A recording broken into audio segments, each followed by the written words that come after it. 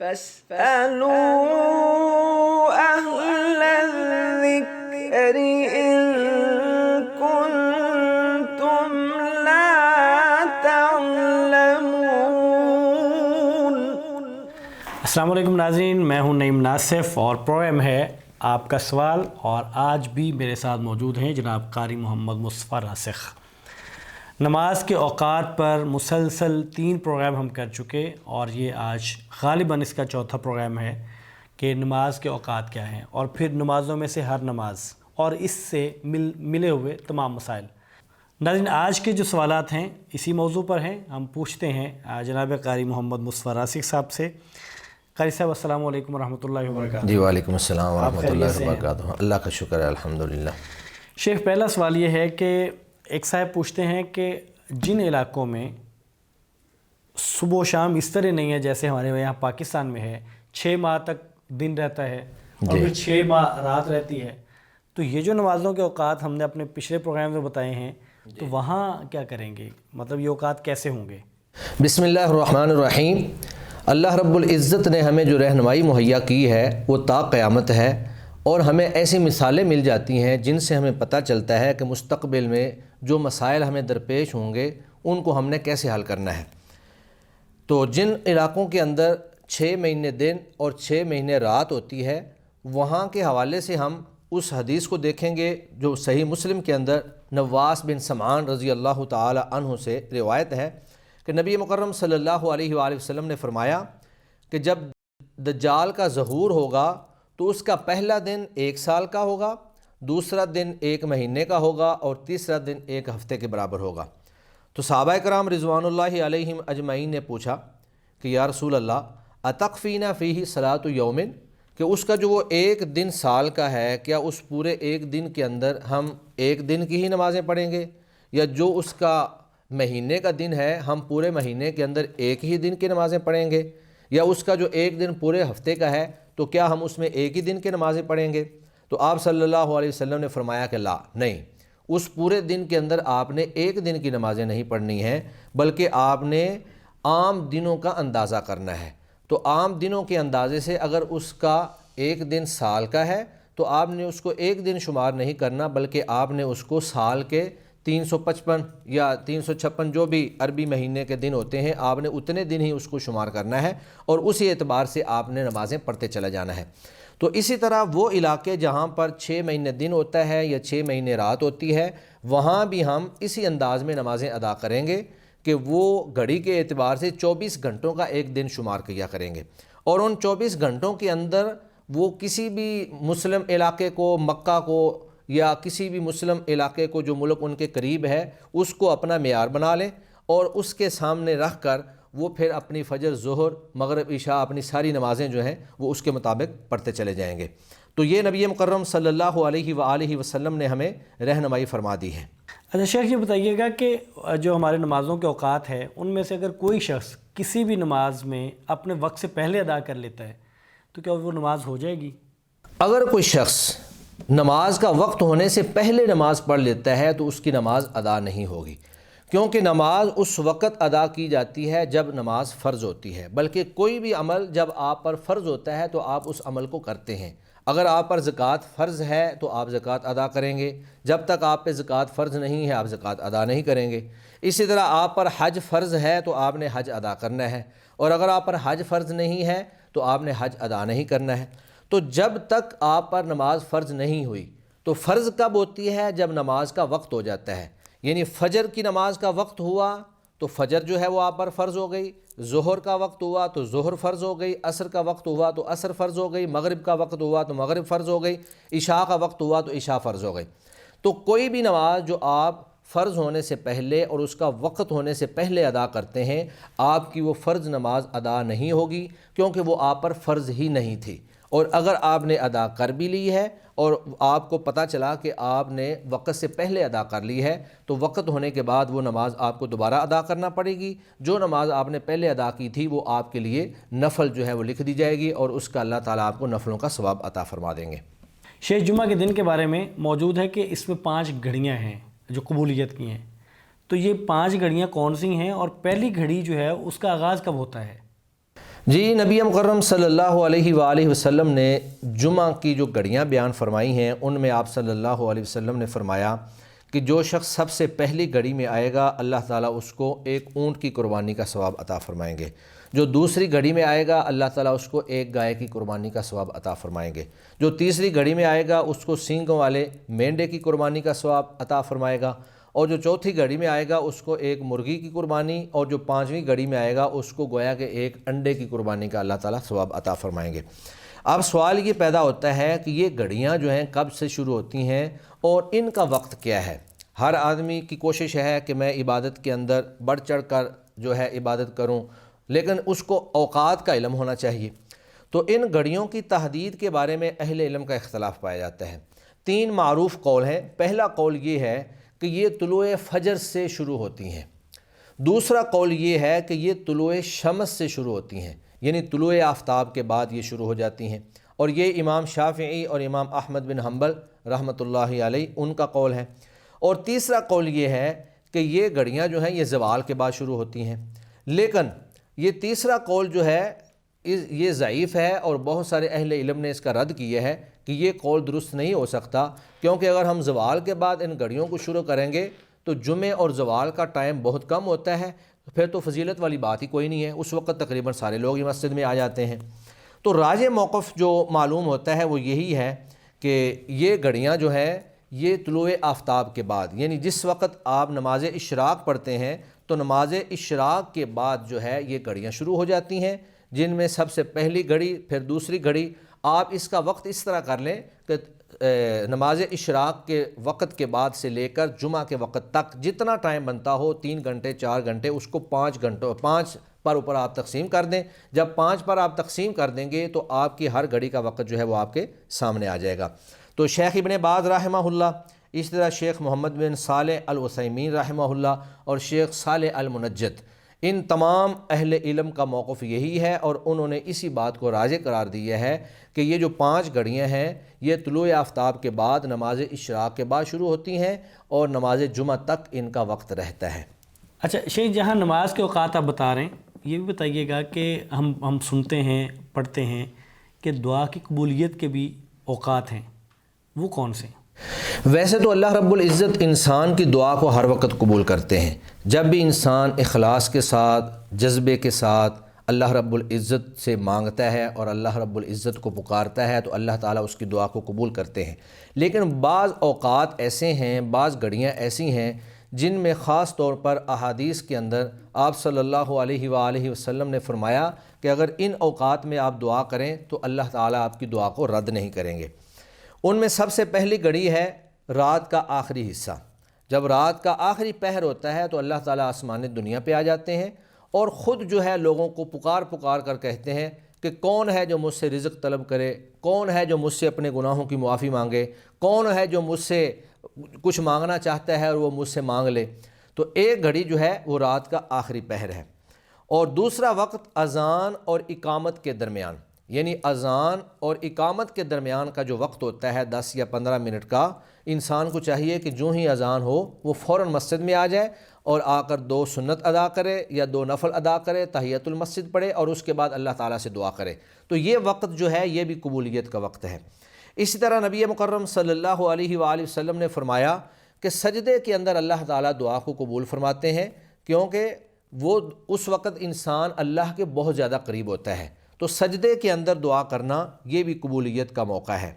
اسی طرح فرض نمازوں سے فراغت کے بعد،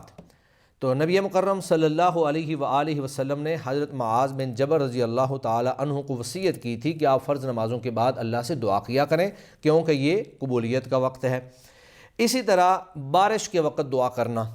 تو بارش کے وقت دعا کرنا یہ بھی قبولیت کا وقت ہے۔ اسی طرح جب مرغ کی اذان آپ سنیں، مرغ کی آواز سنیں تو اس وقت آپ دعا کریں تو وہ بھی دعا جو ہے اللہ تعالیٰ قبول فرماتے ہیں۔ اسی طرح ایک موقع ہے کہ جب آپ معرکہ حق و باطل کے اندر موجود ہیں، مخالفین اور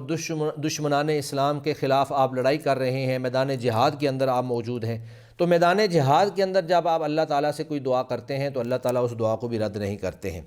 اور اسی طرح میدان عرفہ کے اندر، میدان عرفہ میں آپ جب پہنچے ہوں حج کے دوران 9 ذی الحجہ کو عام طور پہ حاجی جو ہیں وہ میدان عرفہ میں جاتے ہیں، تو وہاں پر جو بھی دعا کی جاتی ہے اللہ تعالیٰ اس کو بھی قبول فرماتے ہیں۔ اسی طرح نبی مکرم صلی اللہ علیہ وآلہ وسلم نے فرمایا کہ لیلۃ القدر میں اللہ تعالیٰ سے جو بھی دعا کی جائے اللہ تعالیٰ اس کو قبول فرماتے ہیں۔ یہ تو وہ اوقات تھے جن اوقات میں دعا قبول کی جاتی ہے اور اللہ تعالیٰ بندے کی دعا کو رد نہیں کرتے۔ اب بعض ایسی شخصیات ہیں یا بعض ایسے لوگ ہیں یا بعض ایسی صفات ہیں کہ اگر وہ کسی بندے کے اندر پائی جائیں تو اللہ تعالیٰ ان بندوں اور ان شخصیات اور ان صفات والے آدمی کی دعا کو بھی اللہ تعالیٰ رد نہیں کرتے ہیں۔ جس طرح کہ نبی مکرم صلی اللہ علیہ وآلہ وسلم کی مختلف احادیث کے اندر یہ بیان ہے کہ مظلوم بندہ جو ہے اللہ تعالیٰ اس کی دعا کو رد نہیں کرتے۔ اسی طرح مسافر آدمی جو ہے اللہ اس کی دعا کو رد نہیں کرتے۔ اسی طرح والد کی اپنے بیٹے کے حق میں دعا، اپنی اولاد کے حق میں دعا، اللہ تعالیٰ اس کو بھی رد نہیں کرتے۔ اور پھر اسی طرح حج اور عمرہ کرنے والا، وہ حج کے دوران یا عمرہ کے دوران جو بھی دعا کرے گا اللہ تعالیٰ اس کی دعا کو قبول فرمائیں گے۔ اور اسی طرح غازی شخص جو میدان جہاد کے اندر موجود ہے اللہ اس کی دعا کو بھی رد نہیں کرتے ہیں۔ اور پھر اسی طرح اگر کوئی شخص غائبانہ طور پر اپنے کسی مسلمان بھائی کے لیے دعا کرتا ہے تو اللہ تعالیٰ اس کی دعا کو بھی رد نہیں کرتے، بلکہ اگر کوئی شخص کسی مسلمان بھائی کے لیے غائبانہ طور پر دعا کرتا ہے تو اللہ تعالیٰ فرشتوں کی ڈیوٹی لگا دیتے ہیں کہ وہ اس کے حق میں دعا کرتے ہیں۔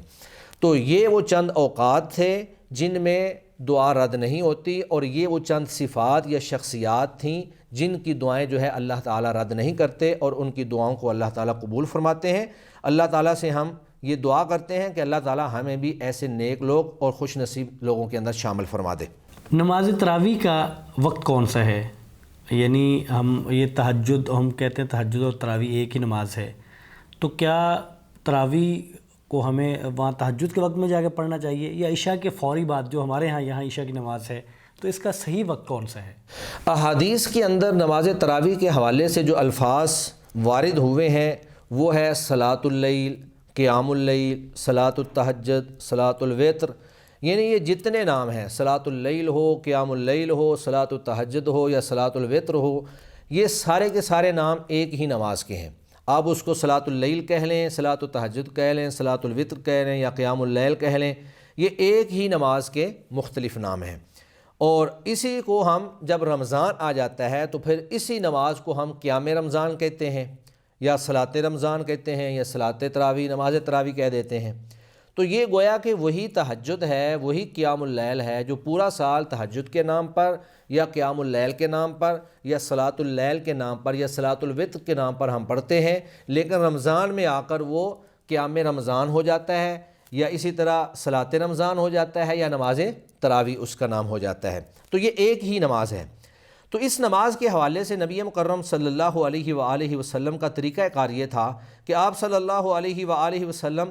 پوری رات کے اندر جب آپ کے لیے آسانی ہوتی آپ صلی اللہ علیہ وسلم یہ نماز پڑھ لیا کرتے تھے۔ سیدہ عائشہ رضی اللہ تعالی عنہا سے روایت ہے، آپ فرماتی ہیں کہ اوتر رسول اللہ صلی اللہ علیہ وسلم من اول اللیل و اوسطہ و آخرہ، آپ صلی اللہ علیہ وآلہ وسلم رات کے ہر حصے میں نماز وتر پڑھ لیا کرتے تھے۔ تو میں نے جس طرح پہلے بتایا، یعنی قیام اللیل کر لیا کرتے تھے یا نماز تہجد پڑھ لیا کرتے تھے یا نماز وتر، یہ ایک ہی نماز کے مختلف نام ہیں۔ اور آگے پھر فرمایا کہ وانتہا وترہ الی السحر، لیکن آپ کے وطروں کی جو انتہا ہوتی تھی وہ سحری کے وقت ہوتی تھی۔ ابتدا جو ہے وہ عشاء کی نماز کے بعد سے ہوتی ہے اور انتہا جو ہے وہ سحری کے وقت ہوتی ہے۔ تو گویا کہ اس نماز کو آپ پوری رات میں کسی وقت پڑھ سکتے ہیں جس وقت آپ کے لیے آسانی ہے۔ لیکن ایک بات کا آپ نے خیال رکھنا ہے کہ اگر کوئی شخص آخری رات میں آسانی سے یہ نماز ادا کر سکتا ہے تو اس کو آخری رات میں ہی ادا کرنا چاہیے، کیونکہ وہ زیادہ افضل ہے۔ جس طرح کہ مسلم شریف کی روایت ہے، نبی مکرم صلی اللہ علیہ وسلم نے فرمایا کہ وَمَن طَمَعَ أَن يَقُومَ آخِرَهُ فَلْيُوتِرْ آخِرَ اللَّيْلِ، جو یہ امید رکھتا ہے کہ وہ آخری رات میں اٹھ سکے گا اور پڑھ سکے گا تو اس کو رات کے آخری حصے میں نماز وتر ادا کرنی چاہیے۔ اس کی وجہ بیان کرتے ہوئے فرمایا کہ فَإِنَّ صَلَاةَ آخِرِ اللَّيْلِ مَشْهُودَةٌ، کیونکہ اس وقت اللہ کی رحمت کے فرشتے نازل ہوتے ہیں، وَذَلِكَ أَفْضَلُ، اور ساتھ ہی یہ فرمایا کہ یہ زیادہ افضل ہے۔ لیکن ایک شخص کو یہ خطرہ لاحق ہے کہ میں اگر رات کے آخری حصے میں نہیں اٹھ سکوں گا تو پھر مجھے یہ نماز کب ادا کرنی چاہیے؟ تو ایسے آدمی کے بارے میں نبی مکرم صلی اللہ علیہ وسلم نے فرمایا من خاف اللہ یقوم من آخر اللیل فلیوتر اولہ، جو آدمی یہ خوف کھائے، جس کو یہ اندیشہ ہو کہ وہ رات کے آخری حصے میں نہیں اٹھ سکے گا، تو اس کو چاہیے کہ وہ رات کے اول حصے میں، ابتدائی حصے میں، یعنی عشاء کے بعد ہی یہ نماز ادا کر لے۔ تو یہ بات تھی نماز وتر کے بارے میں، قیام اللیل کے بارے میں، صلاۃ اللیل کے بارے میں۔ تو نبی مکرم صلی اللہ علیہ وآلہ وسلم کے دور میں تو یہ نماز پوری رات میں ادا ہوتی تھی، لیکن عام طور پہ ہمارے ہاں ہوتا یہ ہے کہ لوگ دن کو روزہ رکھ کر تھکے ہوتے ہیں، اتنی ہمتیں نہیں ہیں، اتنی طاقتیں نہیں ہیں کہ وہ رات کے پچھلے حصے جا کر نماز تراویح پڑھیں یا قیام اللیل پڑھیں، اور پھر ہمارے ہاں جو اہتمام ایک چل رہا ہے وہ نماز عشاء کے فوراً بعد چل رہا ہے، اور پھر اس میں یہ ہوتا ہے کہ آدمی جماعت کے ساتھ پڑھ لیتا ہے، جس کا اہتمام کرنا انسان کے لیے آسان ہو جاتا ہے، اس کی پابندی کرنا آسان ہو جاتا ہے، اور بہت ساری مساجد کے اندر بڑا اہتمام ہوتا ہے، بڑے بڑے معروف قراء اور اچھی آوازوں والے قراء جو ہیں وہ تراویح پڑھاتے ہیں، اور پھر فریشمنٹ کا بھی ساتھ ساتھ کچھ نہ کچھ بندوبست ہوتا ہے، اور ساتھ ساتھ جو ہے واعظ و نصیحت کے بھی پروگرام چل رہے ہوتے ہیں۔ چونکہ ایک مزاج بن چکا ہے اور ایک رواج سا بن چکا ہے، یا اس کو آپ کہہ لیں کہ آسانی کی غرض سے یہ عمل شروع ہو گیا ہے، اس لیے اس حدیث کے مطابق کہ جو یہ خوف کھاتا ہے، جس کو یہ اندیشہ ہے کہ اگر میں سو گیا تو رات کے پچھلے حصے میں اٹھ کر میں نہیں پڑھ سکوں گا، تو اس کے لیے بہتر یہی ہے کہ وہی عشاء کے بعد جو نماز تراویح ہمارے ہاں جو عشاء کے بعد عموماً جاری ہے، اس کو اس کے اندر شریک ہو جانا چاہیے، تاکہ اس سے یہ نماز اور یہ نماز تراویح اس سے ضائع نہ ہو سکے اور وہ اس سے محروم نہ ہو سکے۔ اور تراویح کی بہت بڑی فضیلت ہے، نبی مکرم صلی اللہ علیہ وسلم نے فرمایا من قام ایمانا و احتسابا غفر له ما تقدم من ذنبه، جو شخص ایمان کی حالت میں اللہ سے اجر کی امید رکھتے ہوئے قیام اللیل کرتا ہے، اللہ تعالیٰ اس کے پچھلے سارے گناہوں کو معاف فرما دیتے ہیں۔ تو ساری کلام کا خلاصہ یہ ہوا کہ نماز تراویح اگرچہ ساری رات پڑھی جا سکتی ہے، نماز کہ یہ رات کے کسی حصے میں پڑھی جا سکتی ہے، اور افضل ہے کہ آپ رات کے آخری حصے میں پڑھیں، لیکن وہاں اگر کسی کے لیے مشکل ہو تو وہ رات کے پہلے حصے میں پڑھ لے، جس طرح کہ ہمارے ہاں پاکستان کے اندر یا بہت سارے ممالک کے اندر ایک رواج بن چکا ہے۔ اچھا شیخ، یہ بتائیے گا کہ نماز اوابین یہ کون سی نماز ہے اور اس کا وقت کیا ہے؟ نماز چاشت، نماز اشراق اور نماز اوابین، یہ ایک ہی نماز کے 3 نام ہیں، اور اس کا وقت طلوع آفتاب سے لے کر زوال تک ہے۔ اگر آپ اس نماز کو طلوع آفتاب کے فوراً بعد ادا کریں گے تو چونکہ آپ نے جلدی ادا کیا ہے، اشراق کے وقت میں ادا کیا ہے، تو اس کو ہم نماز اشراق کہہ دیتے ہیں۔ اور اگر آپ اس کو کوئی 2 گھنٹے لیٹ ادا کریں گے، کوئی 9 بجے کے قریب یا 10 بجے کے قریب، جب سورج کی اتنی تپش ہو جاتی ہے کہ جس سے اونٹوں کے بچوں کے پاؤں جو ہیں وہ جلنا شروع ہو جائیں، تو اس مناسبت سے اس کو نماز ضحیٰ یعنی نماز چاشت کہا جاتا ہے، اور یہی نماز جو ہے اسی کا نام ہی نماز اوابین ہے۔ سیدنا زید بن ارقم رضی اللہ تعالی عنہ سے روایت ہے کہ رسول اللہ صلی اللہ علیہ وسلم نے فرمایا صلاۃ الاوابین حین ترمض الفصال، نماز اوابین کا وقت یہ ہے کہ جب اونٹ کے بچوں کے پاؤں جلنے لگیں، یہ مسلم شریف کی روایت ہے۔ اسی طرح سیدنا ابو ہریرہ رضی اللہ تعالی عنہ سے مروی ہے کہ رسول اللہ صلی اللہ علیہ وآلہ وسلم نے فرمایا لا يحافظ على صلاة الضحى الا اواب، کہ نماز چاشت کی کوئی شخص حفاظت نہیں کرتا مگر وہ شخص جو اواب ہے، یعنی اللہ کی طرف رجوع کرنے والا ہے۔ آگے جو ہے امام حاکم رحمہ اللہ اس کی وضاحت کرتے ہوئے فرماتے ہیں کہ وَهِيَ صلاۃ الاوابین، کہ یہی جو ہے نماز اوابین ہے، صلاۃ الاوابین ہے۔ اسی طرح سیدنا ابو ہریرہ رضی اللہ تعالی عنہ سے ہی ایک روایت ہے کہ فرماتے ہیں اوصانی خلیلی، مجھے میرے خلیل دوست یعنی نبی مکرم صلی اللہ علیہ وآلہ وسلم نے وصیت کی کہ میں پوری زندگی 3 کام ہمیشہ کرتا رہوں۔ ایک تو یہ ہے کہ بصوم 3 ایام من کل شہر، کہ ہر مہینے میں 3 روزے رکھوں، وبالوتر قبل النوم، اور سونے سے پہلے میں وطر پڑھ لیا کروں،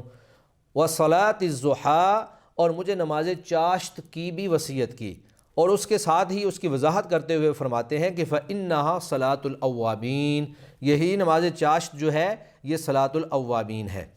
تو ان روایات سے معلوم ہوتا ہے کہ نماز چاشت، نماز اشراق اور نماز اوابین یہ ایک ہی نماز کے 3 نام ہیں، اور اس کا وقت طلوع آفتاب سے لے کر زوال تک ہے، اس کو آپ طلوع آفتاب کے فوراً بعد بھی ادا کر سکتے ہیں، اور پھر 2 گھنٹے 3 گھنٹے گزرنے کے بعد جب سورج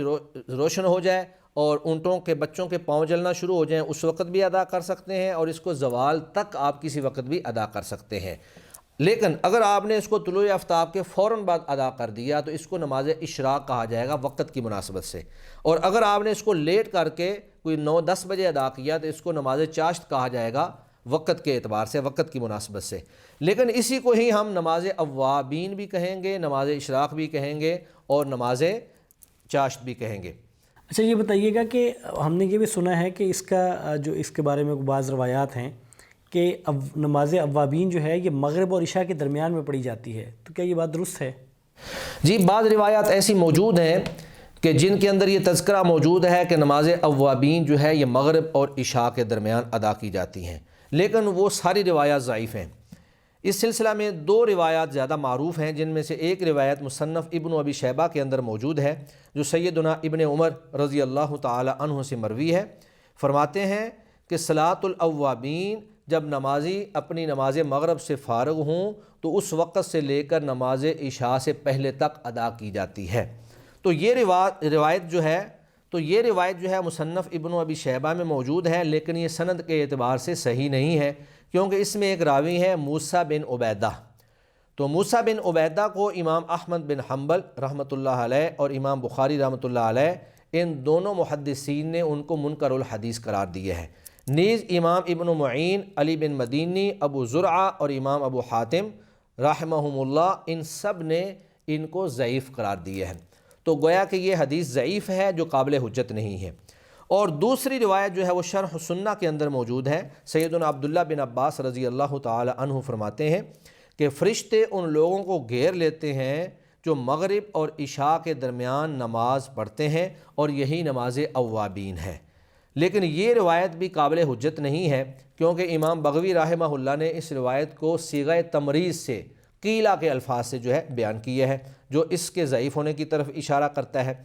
تو 2 روایات صرف ایسی موجود ہیں جن کے اندر یہ تذکرہ ہے کہ نماز مغرب اور عشاء کے درمیان پڑھی جانے والی نماز نماز اوابین ہے، اور یہ دونوں کو دونوں روایات ہی ضعیف ہے۔ لیکن دوسری سائڈ پہ جس طرح کہ میں نے 3 روایات، 2 سیدنا ابو ہریرہ رضی اللہ تعالی عنہ سے اور ایک حضرت زید بن ارقم رضی اللہ تعالی عنہ سے میں نے روایات آپ کے سامنے پیش کی ہیں، جن سے یہ ثابت ہوتا ہے کہ نماز اوابین نماز اشراق اور نماز چاشت کا ہی دوسرا نام ہے۔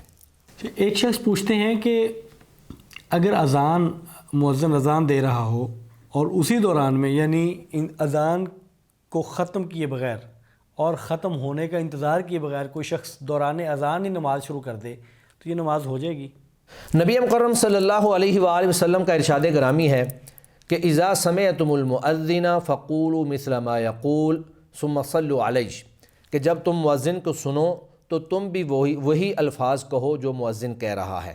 تو گویا کہ اذان کا جواب دینا یہ نبی مکرم صلی اللہ علیہ وسلم کی سنت مبارکہ ہے۔ اگر ایک شخص مسجد میں آیا ہے اور اذان ہو رہی ہے تو اس کو چاہیے کہ وہ پہلے اذان کو مکمل سن لے، اور پھر اذان کے جو فضائل ہیں، اس کو جواب دینے کے جو فضائل ہیں ان کو حاصل کرے، اور